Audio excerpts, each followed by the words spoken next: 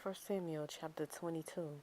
And Dawid went from there and escaped to the cave of Adullam. And his brothers and all his father's house heard it, and went down to him there. And everyone who was in distress, everyone who was in debt, and everyone bitter in being gathered to him. So he became head over them, and there were about 400 men with him.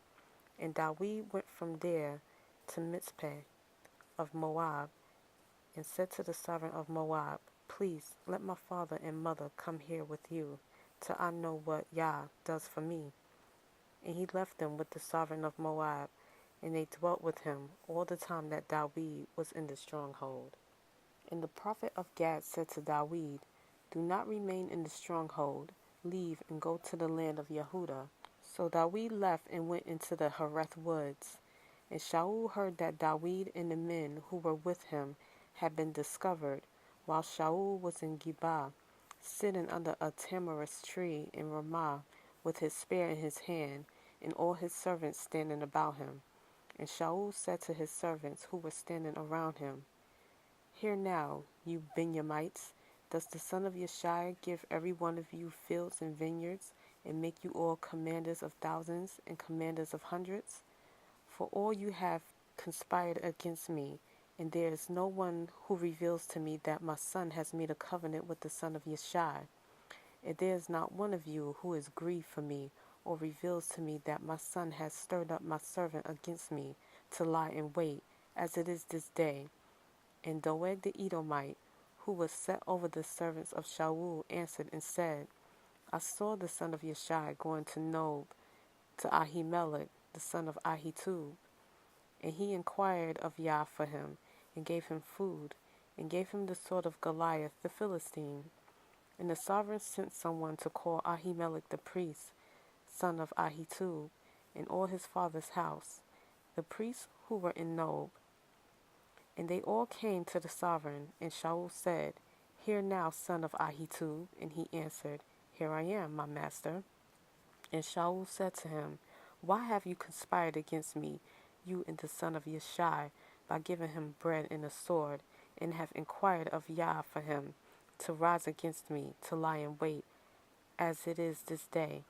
And Ahimelech answered the sovereign and said, And who among all your servants is so trustworthy as Dawid, who is the sovereign's son-in-law, and has turned aside to your counsel, and is esteemed in your house?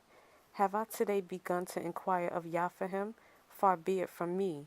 Let not the sovereign lay a case against his servant, or against any in the house of my father.